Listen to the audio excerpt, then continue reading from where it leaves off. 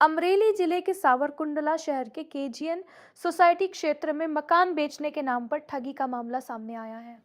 जानकारी के अनुसार कुछ लोगों द्वारा कथित रूप से फर्जी दस्तावेज तैयार कर मकानों के सौदे किए जाने के आरोप लगाए गए हैं, जिससे मकान मालिकों में नाराजगी फैल गई है। मामले को लेकर प्रभावित मकान मालिक सावरकुंडला टाउन पुलिस स्टेशन पहुंचे और पुलिस में शिकायत दर्ज कराते हुए आरोपियों के खिलाफ तत्काल एफआईआर दर्ज कर कड़ी कार्रवाई की मांग की। इस घटना के बाद क्षेत्र में चर्चा का माहौल बना हुआ है। फिलहाल पुलिस ने मामले को गंभीरता से लेते हुए जांच शुरू कर दी है और पूरे प्रकरण की पड़ताल की जा रही है। अमरेली संवाददाता राठौड़ महेंद्र बाई की रिपोर्ट।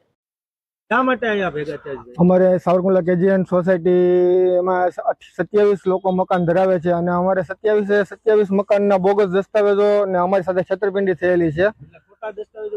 સાવ એટલે સાવ ખોટા દસ્તાવેજ બનાવેલા છે અને અમને 27 મકાનનું વેચાણ કરીને એ લોકોએ અમારી સાથે 4.5 કરોડ રૂપિયાનું છેતરપિંડી કરેલી છે।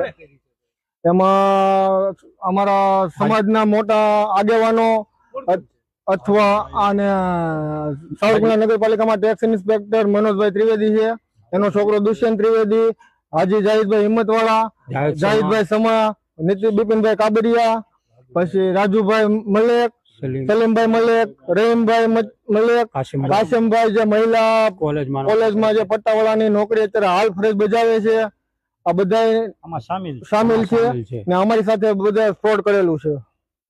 તો હવે તમે શું કર્યું?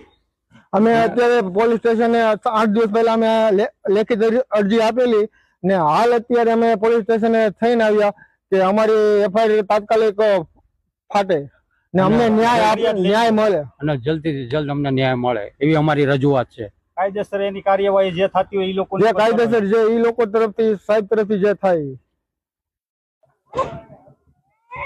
આજે અમે પોલીસ સ્ટેશને ગયા હતા ફરિયાદ કરવા।